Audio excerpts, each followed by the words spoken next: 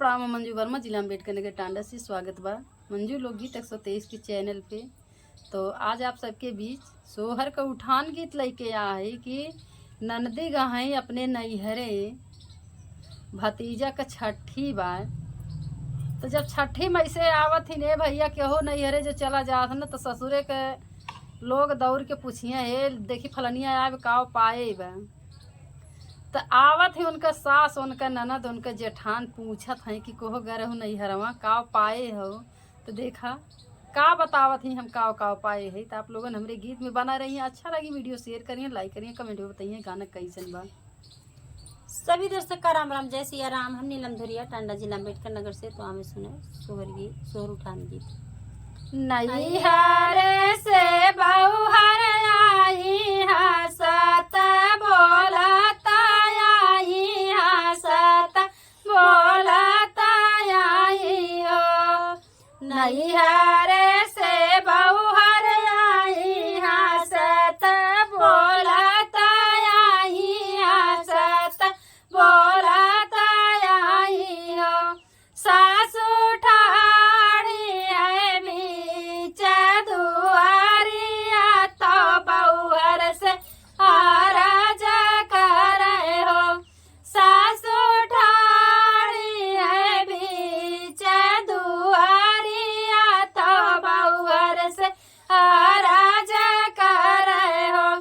बहुहर ताई का से देते तू देखाई तो काऊ काऊ पाए बाटू हो।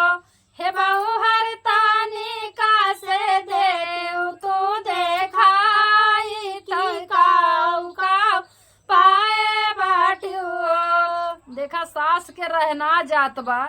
जैसे बेचारा बहू अपने नैहरे सावत ही सास जुड़ते बोलत ही ये दुल्हनिया तनी देखाओ काव पाए अपने नैहर अवस्था है। तो देखा सास का कहा थी कि काव हम पाए है। नाव मन गाठरिया पाया रुपया से पैसा पाया रुपया से पैसा पाया हो। नाव मन गाठरिया पाया रुपया से पैसा पाया देख ला भैया जी ने देखे हैं रुपया पैसा दिखाओ थे। पाया हो। सासु पाई गायो भैया के आशीर्वाद जलावटी घर चल आया हो। सासु पाई गायो भैया के आशीर्वाद वाला राका चली आया हो। काती देखा तो नौ मन का गठरी पाए है इतनी बड़की रुपया पैसा दिए है हमार भैया भैया का आशीर्वाद पाए है। तो देखा सास से बेचारा सपर गए। अब देखा के पूछे वाला बहुत सब जायजा लेत है। घर में से भौजी आई दोनों गोड़ धारे लागी दोनों गोड़ धारे लागी हो। घर में से भौजी आई दोनों गोड़ धारे लागी दोनों गोड़ धारे लागी हो। हे सासु दाई दी चटकी चुनरिया घरा का चली आया हो। हे सासु दाई दी चटकी चुनरिया घरा का चली आया हो। बतावत है सासू से कि हमार भौजी भीतर से आई हमार दोनों गोड़ धरा थी।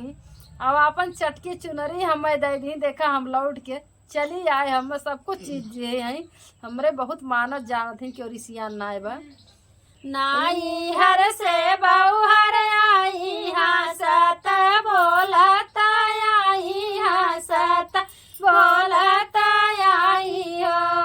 नाई हर से बहुहर आई हसत बोलत आई हसत बोलत आई हो।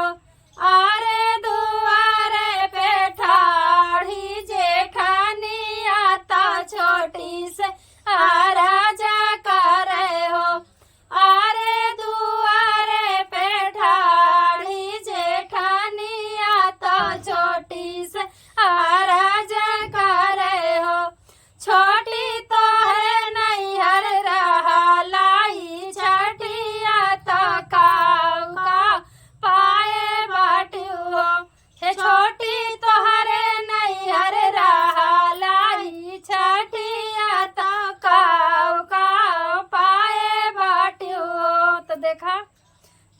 छोटकियों के ना रही के ला जाई देखी मोरे छोटकी का पाए बारे पटीदार है तो बाटी आज न पाए हो बिहान उन्हें ताना मारे बा यही के नाते वो गाई पूछ है तो और ना ही तो के जान न कुछ पाए हो तो झूठ है अपने नैहरे बहुत बड़ाई करी लाओ जाई यही लागे हम चेके के आई तो देखा का बताओ थी तो ही मोरी जेठानी से जेठानी तो ही न ठाकुराइन तो ही न ठाकुराइन हो तो ही मोरी जेठानी से जेठानी तो ही न ठाकुराइन तो ही न ठाकुराइन हो जेठनी नावा मन पाया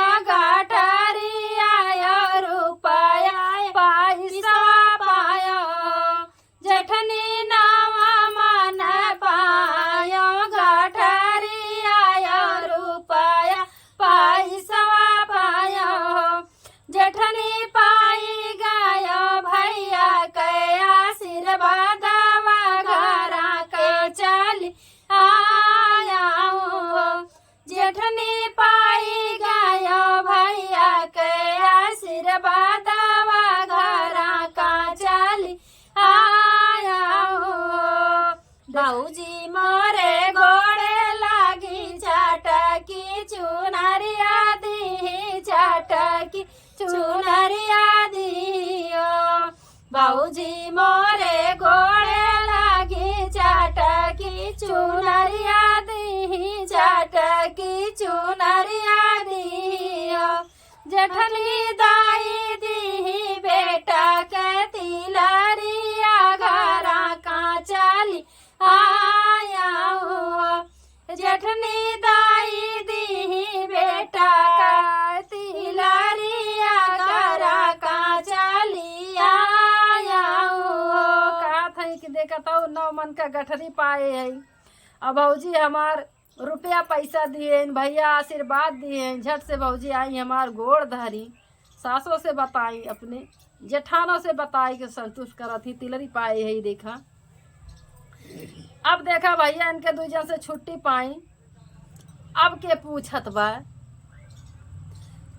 नाई हर से नौहर आई हंसत बोलत आई हंसत बोलत आई नाई हर से भौजी आई हंसत बोलत आई हंसत बोलत आई अरे दुआरे पे ठाड़ी नाना दिया तो भौजी से अरज करे हो अरे दुआरे पे ठाड़ी नाना दिया तो भौजी से अरज करे हो भौजी तोरे नैयर रहल बरहिया तू काव काव पाए बाटियो हो भौजी तोहरे नैहर रहल बरहिया तू काव काव पाए बाटियो नाव मन गाठरिया पायो रुपया पैसा पायो रुपया से पैसा पायो नावा मन गठरिया पायो रुपया से पैसा पायो रुपया से पैसा पायो ननदी पाई गयो भैया के आशीर्वाद घरा का चली आया ननदी पाई गयो भैया के आशीर्वाद घरा का चली आया भौजी मोरे गोड़े लागी चटकी चुनरिया दी चटकी चुनरिया दियो भौजी मोरे गोड़े लागी चटकी चुनरिया दी चटकी चुनरिया दियो ननदी तोहरे भैया का दाई दी गाड़िया घरा का चली आया ननदी दाई दी तोहरे भैया का गाड़िया